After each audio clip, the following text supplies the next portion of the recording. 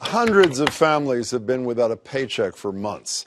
But electric and gas giant National Grid insists on continuing its lockout of its union employees at least through the holiday season. Talks broke down in June. Union members offered to stay on the job while bargaining went on. But instead, National Grid chose to stop their paychecks and suspend their health benefits. Since then, the company has relied on outsourced, less experienced replacement employees to perform routine gas work, and locked-out workers have been filing complaints claiming unsafe working conditions and safety violations. As one example, a supervisor replacing a locked-out worker dangerously overpressurized the gas line in Woburn just weeks after gas explosions rocked the Merrimack Valley, forcing gas to be shut off to hundreds of homes.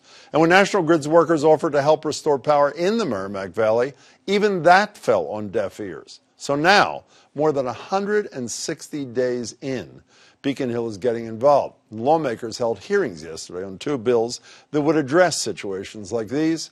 One would make companies give health insurance to any locked-out workers. The other would create an unemployment benefits program for them, although the latter is now stalled in the House because some Republicans raised concerns about setting a precedent. Setting a precedent that giant corporations, as House Speaker Bob DeLeo put it, shouldn't get to volitionally lock out employees in a transparent effort to enhance its leverage in a negotiation. I think I'd be okay with that. And I think the employees who testified yesterday would too, like Chris Brennan. I'm just so disgusted. This was not bargaining in good faith by the company. This was economic and medical terrorism, and it was done completely intentionally. Medical terrorism is right.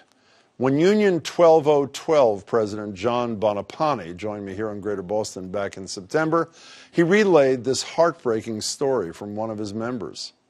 We have a worker he's a double amputee. He's probably one of the people that suffered the most because of this lockout. And I went to see him the other day in his physical rehab facility. And with tears in his eyes, he said, "I want you to keep fighting. This is about the future. My suffering is not going to be for nothing."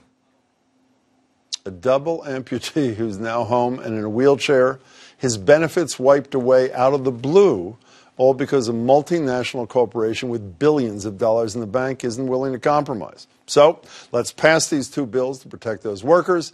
Then let's go one step further and outlaw lockouts by public utilities altogether for the safety of the workers, not to mention for you and me.